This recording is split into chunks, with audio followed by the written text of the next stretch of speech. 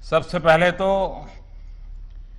CII को 125 साल सफलतापूर्वक पूर्ण करने के लिए आप सबको बहुत बहुत बधाई। कांग्रेचुलेशंस। इस 125 साल की यात्रा बहुत लंबी होती है।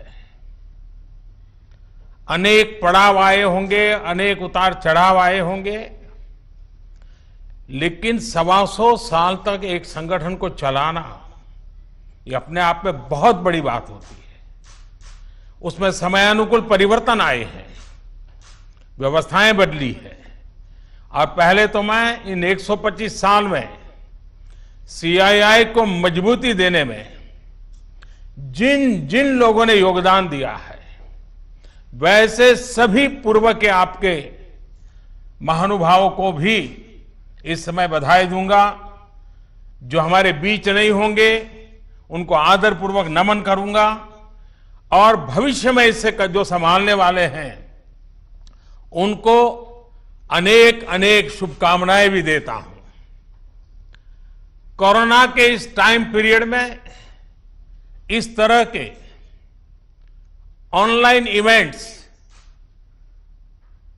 शायद यही एक न्यू नॉर्मल बनते जा रहा है, लेकिन ये भी इंसान की सबसे बड़ी ताकत होती है कि वो हर मुश्किल से बाहर निकलने का रास्ता बना ही लेता है। आज भी हमें जहां एक तरफ इस वायरस से लड़ने के लिए सख्त कदम उठाने हैं, वहीं दूसरी तरफ इकोनॉमी का भी ध्यान रखना है। हमें एक तरफ देशवासियों का जीवन भी बचाना है, तो दूसरी तरफ देश की अर्थव्यवस्था को भी स्टेबलाइज करना है, स्पीड अप करना है। इस सिचुएशन में आपने गेटिंग ग्रोथ बैक इस बात को प्राथमिकता दी है, और निश्चित तौर पर इसके लिए आप सभी भारतीय उद्योग जगत के लोग बधाई के पात्र हैं। बल्कि मैं तो गेटिंग ग्रोथ बैक से आगे बढ़कर ये भी कहूंगा कि yes we will definitely get our growth back.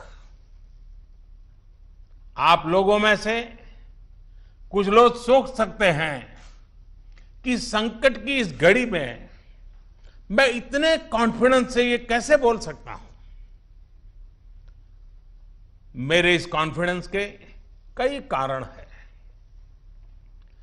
मुझे भारत की कैपेबिलिटीज और क्राइसिस मैनेजमेंट पर बहुत भरोसा है।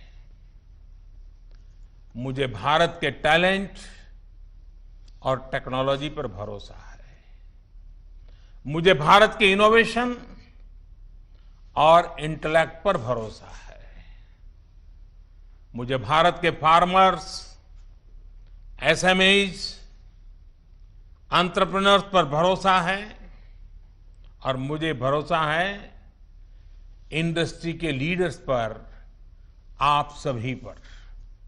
इसलिए मैं कह रहा हूं yes we will get our growth back. India will get its growth back. साथियों, कोरोना ने हमारी स्पीड जितनी भी धीमी की हो, लेकिन आज देश की सबसे बड़ी सच्चाई यही है कि भारत लॉकडाउन को पीछे छोड़कर अनलॉक फेज 1 में एंटर कर चुका है। अनलॉक फेज 1 में इकोनॉमी का बहुत बड़ा हिस्सा खुल चुका है। काफी हिस्सा अभी 8 जून के बाद और खुलने जा रहा है। यानी गेटिंग ग्रोथ बैक की शुरुआत तो एक प्रकार से हो चुकी है। आज ये सब हम इसलिए कर पा रहे हैं क्योंकि जब दुनिया में कोरोना वायरस पैर फैला रहा था तो भारत ने सही समय पर सही तरीके से सही कदम उठाए। दुनिया के तमाम देशों से तुलना करें तो आज हमें पता चलता है कि भारत में लॉकडाउन का कितना व्यापक प्रभाव रहा है। इस लॉकडाउन में भारत ने कोरोना से लड़ाई के लिए फिजिकल रिसोर्सेज को तैयार तो किया ही, हमने ह्यूमन रिसोर्स को भी बचाने का भरसक प्रयास किया है। ऐसे में अब सवाल ये है कि इसके आगे क्या। इंडस्ट्री लीडर्स के नाते आपके मन में ये सवाल जरूर होगा कि अब सरकार क्या करने जा रही है। आत्मनिर्भर भारत अभियान के बारे में भी मुझे पक्का विश्वास है कि आपके मन में भी मंथन चलता होगा, कुछ सवाल भी होंगे और ये बहुत स्वाभाविक है, ऑब्वियस है। साथियों, कोरोना के खिलाफ इकोनॉमी को फिर से मजबूत करना ये हमारी हाईएस्ट प्रायोरिटीज में से एक प्रमुख प्रायोरिटी है।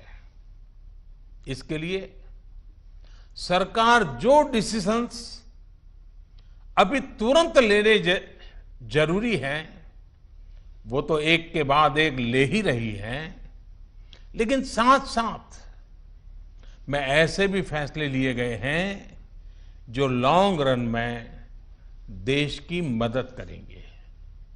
साथियों, प्रधानमंत्री गरीब कल्याण योजना ने गरीबों को तुरंत लाभ देने में बहुत मदद की है।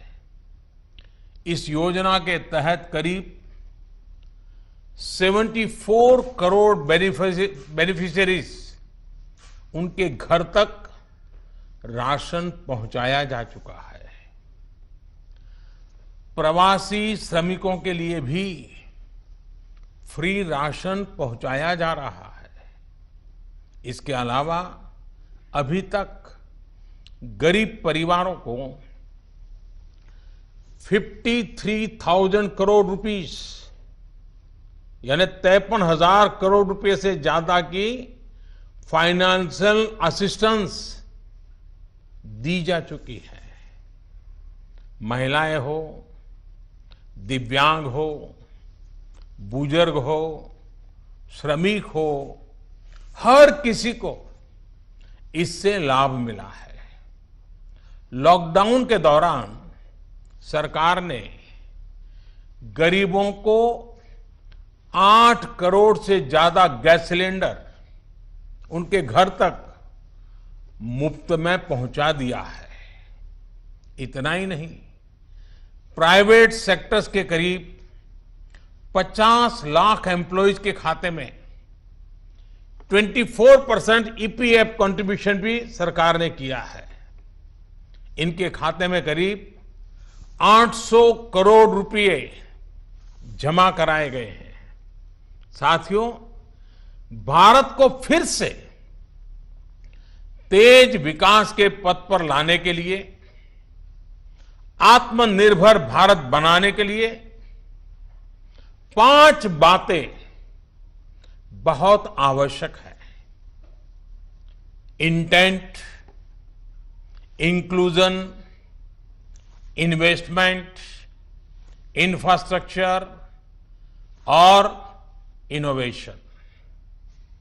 हाल में जो बोल्ड फैसले लिए गए हैं उसमें भी आपको इन सभी की झलक मिल जाएगी।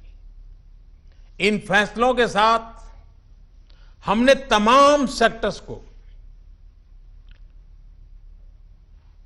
फ्यूचर रेडी किया है। इसी वजह से आज भारत एक नए ग्रोथ ओरिएंटेड फ्यूचर की दिशा में बड़ी उड़ान के लिए तैयार है। साथियों, हमारे लिए रिफॉर्म्स ये कोई रैंडम या स्कैटर्ड डिसीजन नहीं रहे हैं। हमारे लिए reforms systematic, plan, integrated, interconnected और फ्यूचरिस्टिक प्रोसेस है। हमारे लिए रिफॉर्म्स का मतलब है फैसले लेने का साहस करना और उन्हें लॉजिकल कंक्लूजन तक ले जाना। आईबीसी हो, बैंक मर्जर हो, जीएसटी हो, फेसलेस इनकम टैक्स असेसमेंट की व्यवस्था हो, हमने हमेशा व्यवस्थाओं में सरकार के दखल को कम करने, और मैंने तो लाल किले पर भी कहा था कि लोगों से, जिंदगी से सरकार को जितना हम कम कर सकते हैं हम करना चाहते हैं। प्राइवेट एंटरप्राइज के लिए एनकरेजिंग इकोसिस्टम खड़ा करने पर हम लगातार बल देते रहे हैं, कदम उठाते रहे हैं। इसी वजह से सरकार आज ऐसे पॉलिसी रिफॉर्म्स भी कर रही है जिनकी देश ने एक प्रकार से उम्मीद भी छोड़ दी थी।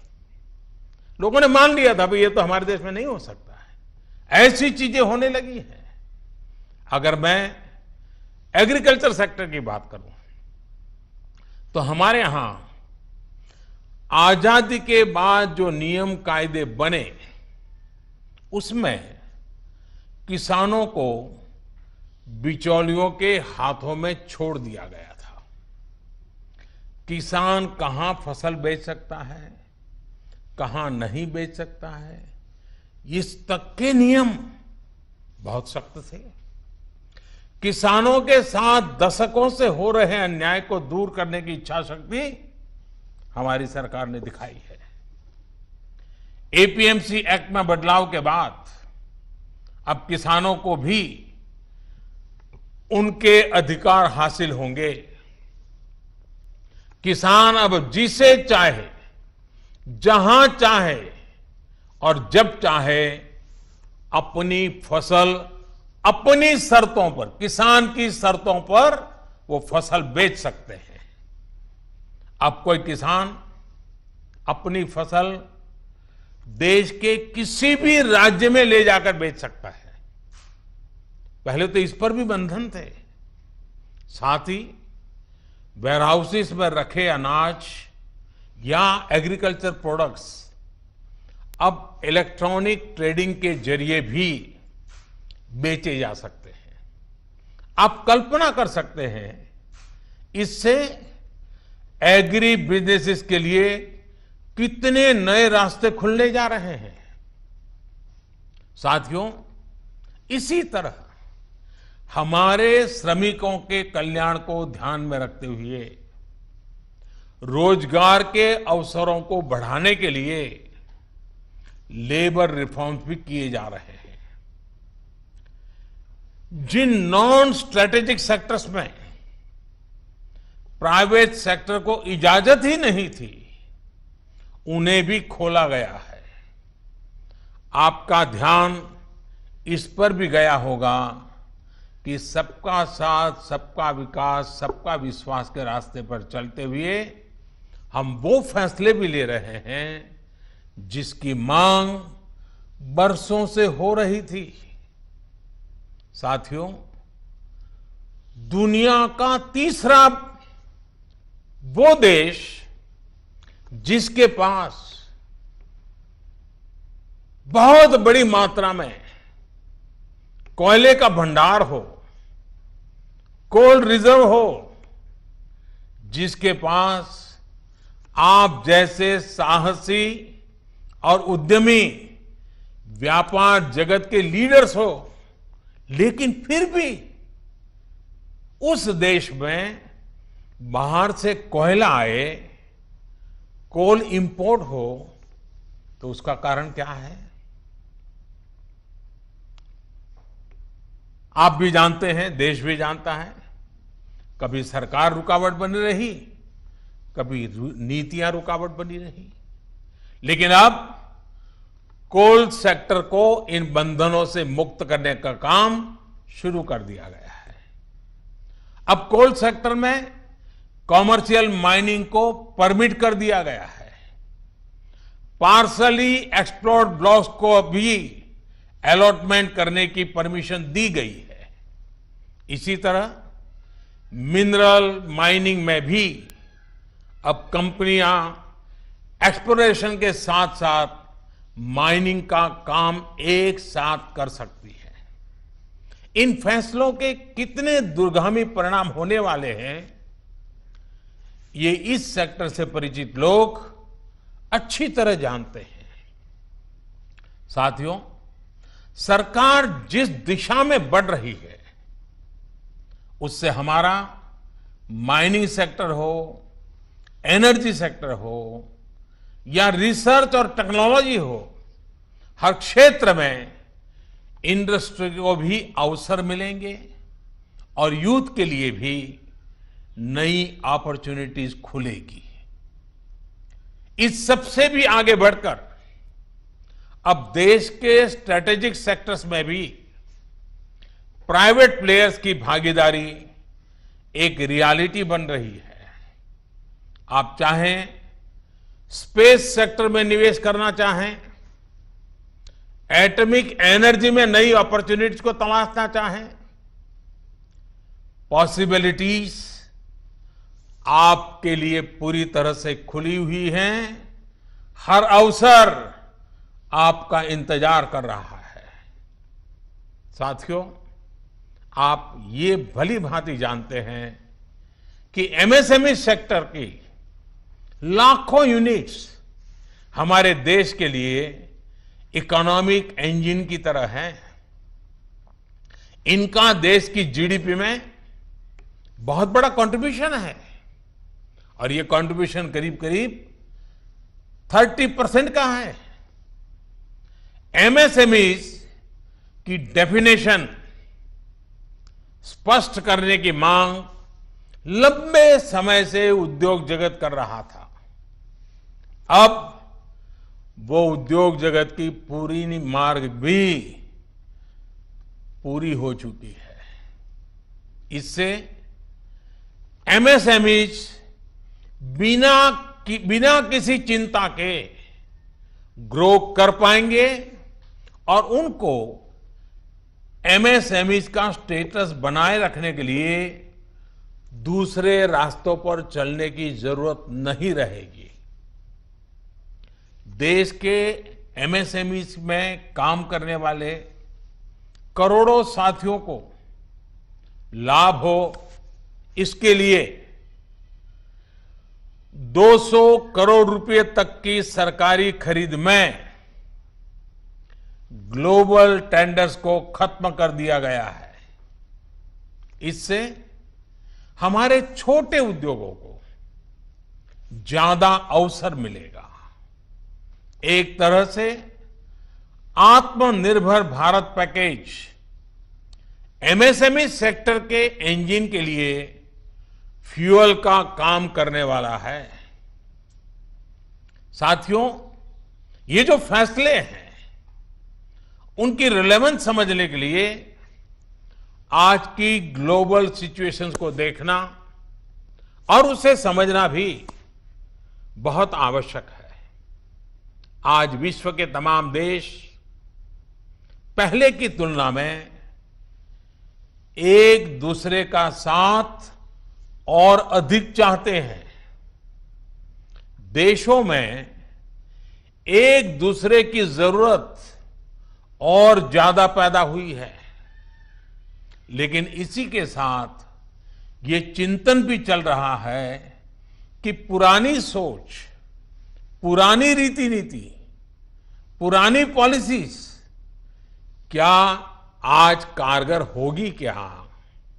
स्वाभाविक है कि इस समय नए सिरे से मंथन चल रहा है और ऐसे समय में भारत से दुनिया की अपेक्षा, एक्सपेक्टेशंस और बड़ी है। आज दुनिया का भारत पर विश्वास भी बढ़ा है और नई आशा का संचार भी हुआ है। आपने भी देखा है कि कोरोना के संकट में जब किसी देश के लिए दूसरे की मदद करना मुश्किल हो रहा था, हर कोई अपने को संभालने में लगा था, ऐसी संकट की घड़ी में भारत ने 150 से ज्यादा देशों को मेडिकल सप्लाई भेजकर उनके लिए मानवीय मदद का काम किया है।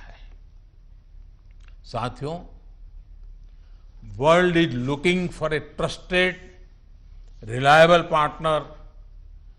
भारत में पोटेंशियल है, स्ट्रेंथ है, एबिलिटी है। आज पूरे विश्व में भारत के प्रति जो ट्रस्ट डेवलप हुआ है, उसका आप सभी को, भारत की इंडस्ट्री को पूरा फायदा उठाना चाहिए। ये आप सभी की जिम्मेदारी है, सीआईआई जैसे संगठनों की जिम्मेदारी है कि मैन्युफैक्चर्ड इन इंडिया के साथ ट्रस्ट, क्वालिटी, कॉम्पिटिटिवनेस तीनों जुड़ा हो। आप 2 कदम आगे बढ़ाएंगे, सरकार 4 कदम आगे बढ़कर आपका साथ देगी। प्रधानमंत्री के तौर पर मैं आपको भरोसा दे रहा हूं कि मैं आपके साथ खड़ा हूं। भारतीय उद्योग जगत के लिए ये राइज टू द ओकेजन की तरह है। Trust me, getting growth back इतना मुश्किल भी नहीं है। और सबसे बड़ी बात कि अब आपके पास, इंडियन इंडस्ट्रीज के पास एक क्लियर पाथ है। आत्मनिर्भर भारत का रास्ता, सेल्फ रिलायंट इंडिया का पाथ। आत्मनिर्भर भारत का मतलब है कि हम और ज्यादा स्ट्रांग होकर दुनिया को एम्ब्रेस करेंगे। आत्मनिर्भर भारत वर्ल्ड इकोनॉमी के साथ पूरी तरह इंटीग्रेटेड भी होगा और सपोर्टिव भी। लेकिन ध्यान रखिएगा, आत्मनिर्भर का मतलब ये भी नहीं है कि हम स्ट्रैटेजिक क्षेत्रों में किसी पर निर्भर रहें। हम उस स्थिति में नहीं रहना चाहते। It is about creating strong enterprise in India, enterprises that can become global forces. It is about generating employment. It is about empowering our people to come out and create solutions that can define the future of our country. हमें एक ऐसी robust local supply chain के निर्माण में invest करना है जो global supply chain में भारत की हिस्सेदारी को स्ट्रेंथन करे। इसी अभियान में सीआईआई जैसी दिग्गज संस्था को, मुझे लगता है आपको भी पोस्ट कोरोना नई भूमिका में आगे आना होगा। अब आपको चैंपियंस ऑफ इंडिजिनस इंस्पिरेशंस बनकर आगे आना है। आपको डोमेस्टिक इंडस्ट्रीज की रिकवरी को फैसिलिटेट करना है। नेक्स्ट लेवल ग्रोथ को आसिस्ट करना है, सपोर्ट करना है। आपको इंडस्ट्री को, अपने मार्केट को ग्लोबली एक्सपांड करने में मदद करना है। साथियों, अब जरूरत है कि देश में ऐसे प्रोडक्ट्स बने जो मेड इन इंडिया हो, मेड फॉर द वर्ल्ड हो। कैसे हम देश का आयात कम से कम करें, इसे लेकर क्या नए लक्ष्य तय किए जाएं, उस पर सोचने की जरूरत है। हमें तमाम सेक्टर्स में प्रोडक्टिविटी बढ़ाने के लिए अपने टारगेट तय करने ही होंगे। यही संदेश मैं आज इंडस्ट्री को देना चाहता हूं और देश यही अपेक्षा भी आपसे रखता है।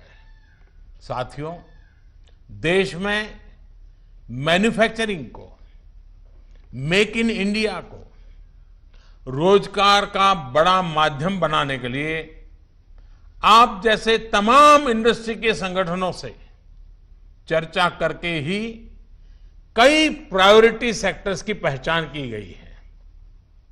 इनमें से furniture, air conditioner, leather and footwear, in 3 sectors पर काम शुरू भी हो चुका है। सिर्फ एयर कंडीशनर को लेकर ही हम अपनी डिमांड का 30% से अधिक इंपोर्ट करते हैं। इसको हमें तेजी से कम करना है। इसी तरह दुनिया का दूसरे सबसे बड़ा लेदर प्रोड्यूसर होने के बावजूद ग्लोबल एक्सपोर्ट में हमारा शेयर बहुत कम है। साथियों, कितने ही सेक्टर्स हैं जिसमें हम बहुत अच्छा कर सकते हैं। बीते सालों में आप सभी साथियों के सहयोग से ही देश में वंदे भारत जैसी आधुनिक ट्रेनें बनी हैं। देश आज मेट्रो के कोच निर्यात कर रहा है। इसी तरह मोबाइल फोन मैन्युफैक्चरिंग हो, डिफेंस मैन्युफैक्चरिंग हो, अनेक क्षेत्रों में इंपोर्ट पर हमारी डिपेंडेंस को कम करने का प्रयास लगातार चल रहा है। और मैं बहुत गर्व से कहूंगा कि सिर्फ 3 महीने के भीतर ही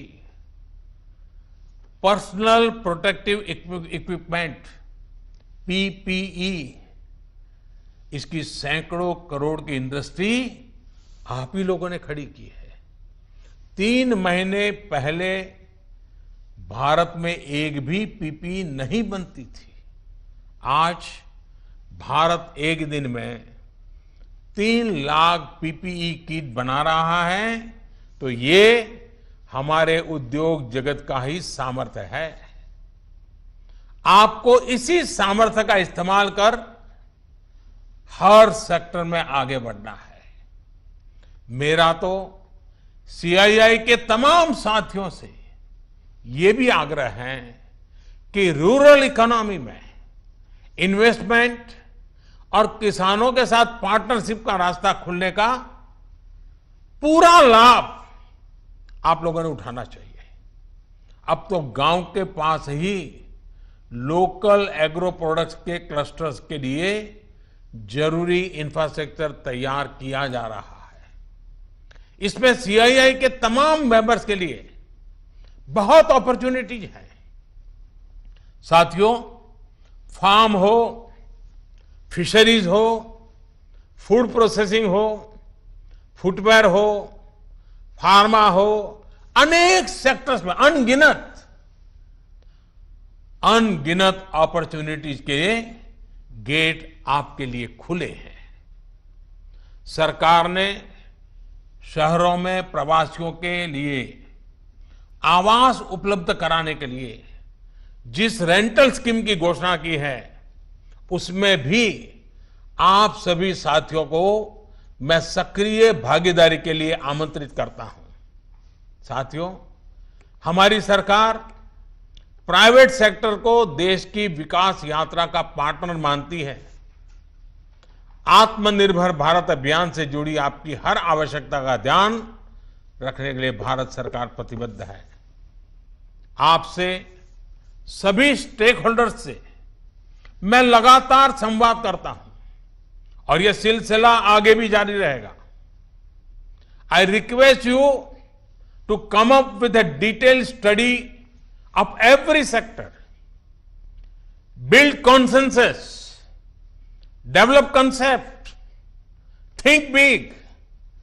We will together take up more structural reforms that will change the course of our country. We will together build आत्मनिर्भर भारत। साथियों, आइए देश को आत्मनिर्भर बनाने का संकल्प लें। इस संकल्प को पूरा करने के लिए अपनी पूरी ताकत लगा दें। सरकार आपके साथ खड़ी है। आप देश के लक्ष्यों के साथ खड़े होइए। आप सफल होंगे, हम सफल होंगे तो देश नई ऊंचाई पर पहुंचेगा, आत्मनिर्भर भारत का सपना साकार होगा। एक बार फिर सीआईआई को 125 वर्ष पूरा होने पर मेरी तरफ से बहुत बहुत शुभकामनाएं। बहुत बहुत धन्यवाद।